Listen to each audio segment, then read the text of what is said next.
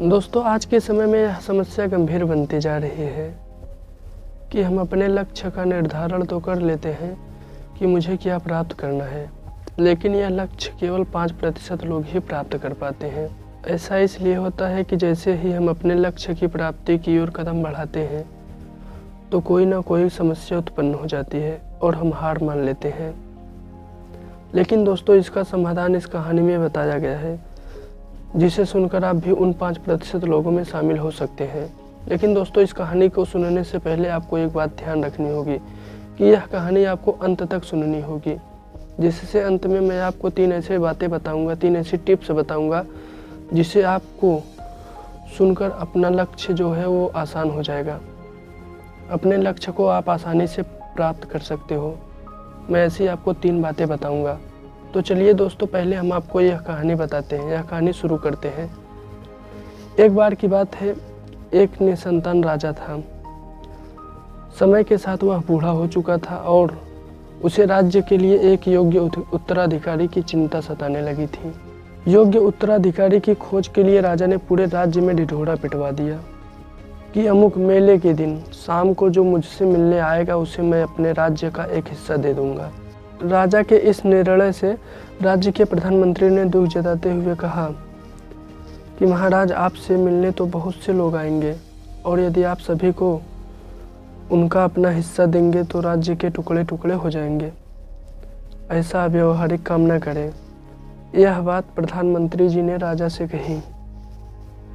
राजा ने प्रधानमंत्री को शांत करते हुए कहा, प्रधानमंत्री जी, आप चिंता न करें, देखते रहें क्या होता है। निश्चित दिन जब सबको मिलना था, राजमहल के बगीचे में राजा ने एक विशाल मेले का आयोजन किया। मेले में नाच गाने और शराब की महफिल जमी थी। खाने के लिए अनेक स्वादिष्ट पदार्थ थे। मेले में कई खेल भी हो रहे थे, जिसके कारण राजा से मिलने आने वाले लोग कितने ही लोग नाच गाने में अटक गए, कितने ही सुरत सुंदरी में, कितने ही आश्चर्यजनक खेलों में मशगूल हो गए तथा कितने ही खाने पीने, घूमने फिरने के आनंद में डूब गए। ऐसे में शाम का समय हो चला था, पर इन सभी के बीच एक व्यक्ति ऐसा भी था जिसने किसी भी चीज़ की तरफ देखा ही नहीं, क्योंकि उसके मन में निश्चित यह बात थी कि उसे राजा से ही मिलना है।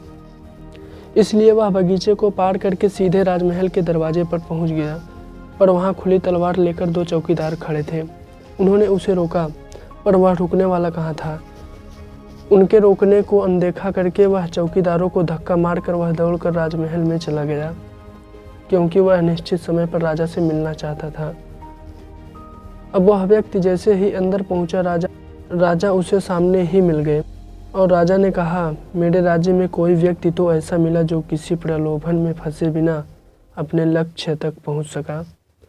राजा ने कहा कि तुम्हें मैं आधा नहीं बल्कि पूरा राजपाट दे दूंगा, तुम ही मेरे उत्तराधिकारी बनोगे।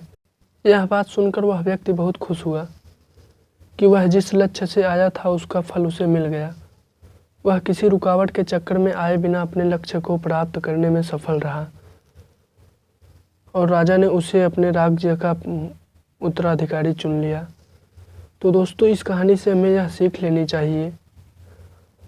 वास्तव में दोस्तों, इस कहानी से हमें यह सीख मिलती है कि हमें लक्ष्य तक पहुंचने में कोई भी लालच या किसी भी ऐसे कार्य को नहीं करना चाहिए जिससे कि हमें लक्ष्य तक पहुंचने में कठिनाई हो। तो दोस्तों, वो है यह 3 बातें जो मैं आपको बताने वाला था। बस आपको यह करना है। पहली बात दोस्तों, अपने लक्ष्य को छोटे छोटे लक्ष्य में बांट दो, जिससे कि उसे प्राप्त करने में आसानी होगी। और दूसरी बात यह है दोस्तों कि लक्ष्य को पूरा करने के बाद उसे टिक कर दो, यानी कि उसे मार्क कर दो। और तीसरी सबसे बड़ी बात यह है दोस्तों कि जितना भी काम हुआ हो उसे नोट करो और 3 दिन ऐसा ही करो। आप स्वयं देखेंगे कि उसकी सफलता की दर पहले से 2 गुनी हो गई है। तो दोस्तों, यह कहानी आपको कैसी लगी? अगर अच्छी लगी हो तो दोस्तों, इस कहानी से आप भी कुछ सीखिए और आप भी अपने जीवन में कुछ नया कीजिए। थैंक यू सो मच दोस्तों, थैंक यू सो मच।